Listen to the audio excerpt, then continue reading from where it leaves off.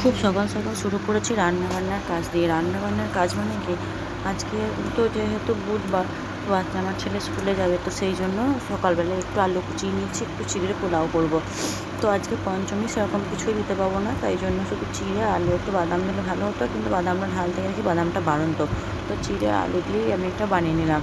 ও tiffin নিয়ে যেতে চায় না, কিন্তু দেখি অতটাক্ষণ ক্লাসে থাকবে, খিদে পেয়ে যাবে, তো তাই জন্য একটু দিয়ে দেখি শেষও করে ফেলে, খিদে লাগে তো, বাচ্চা মানুষ বুঝতে পারে না, খেলায় ব্যস্ত থাকে, তো সেই জন্য দিয়ে দিলাম। সকালবেলার কাজ বলতে এটা খুবই সকাল, এখন বাজে 6টা বাজতে 5 কি 6টা বাজতে 10 এরকম।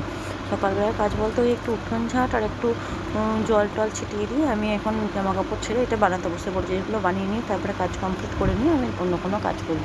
তো টিফিন বক্সে ভরে দিলাম, এবার 1 বোতল জল ভরে দেবো, দিয়ে একটু চা বানাবো। তো এই দেখো আমি টিফিন বক্সের মধ্যে ভরেও দিয়েছি। এবার হচ্ছে গিয়ে একটু ঢাকনাটা আমি খুলে দেবো, ঢাকনাটা না খুললে গ্যাসটা বেরোবে না, তো বলতে কাশি চলে এসছে।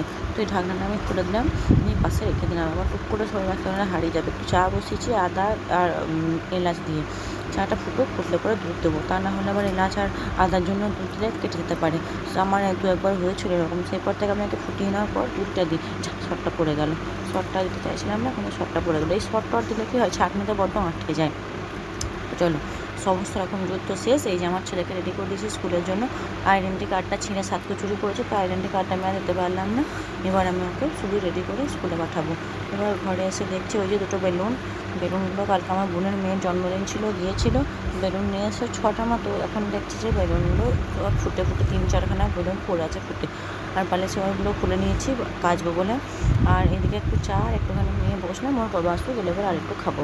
এখন প্রচুর খিদে পেয়ে গেছে, কারণ রাত্রিতে কিছু খাইনি। এই যে ওয়ার সব পড়ানো হয়ে গেছে, এবার আমি বালিশপত্র গুছিয়ে রেখে দেবো।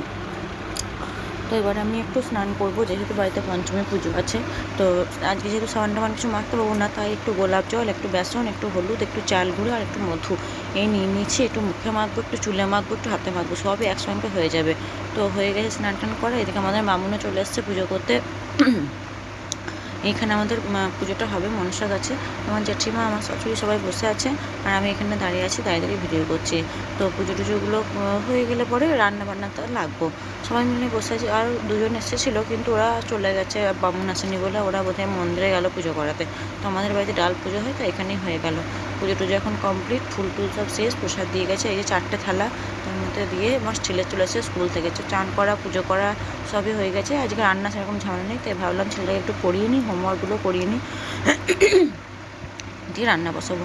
রান্না বসিয়ে দিয়েছি। আজকে হবে ভাত, মুগের ডাল আর আলু পোস্ত, আর একটু আমড়া ডাল করবো, তাই একটু আমড়া কেটে নিয়েছি, একটু চাটনি করবো, আর একটু হচ্ছে গিয়ে ডালে দেবো। তো এখানে আমি একটু পোস্ত আর লঙ্কা ভিজিয়ে রেখেছিলাম, সেটাই বাঁটবো।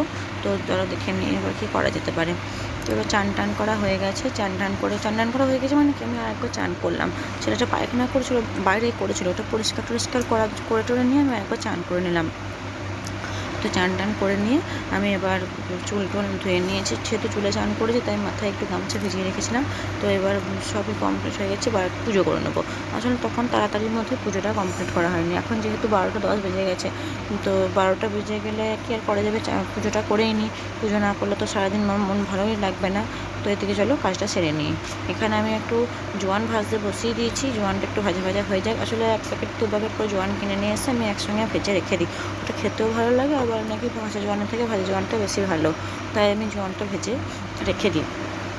এখানে জোয়ানটা ভাজা হচ্ছে, ভাজাটা হয়ে গেলে পর এটাকে ঠান্ডা করে কোটোর মধ্যে ভরে রাখবো। খেতে বেশ ভালোই লাগে জোয়ান ভাজা। আর আমি তো ঘুরতে ফিরতে একটু করে মুখে নিই, আমার বেশ ভালো লাগে। আর কেমন জানি না, মনে হয় যেন নেশার মতন হয়ে গেছে। তো চলো, এখানে চলে এসেছি, ফুল টুল করিয়ে নিয়ে এখানে তুলে নিয়ে এসেছি ফুল, অনেকগুলো ফুল পেয়েছি আজকে, মনটা বেশ খুব ভালোও লাগলো। তো ঠাকুরকে দিয়ে ঠাকুরের কাছেটাও বেশ ভরে উঠেছে, দূর থেকে নজর আসে ঠাকুরের কাজটা। তো এখানে আমি ঠাকুরকে পুজো টুজো করে নিয়েছি। পুজো টুজো করে নেওয়ার পরে আবার দুপুরবেলার খাওয়া দাওয়া হবে। তো কী সুন্দর লাগছে না দেখতে ঠাকুরের কাজটা। আর আজকে যে ধূপকাঠির সেন্টটাও খুব সুন্দর ছিল।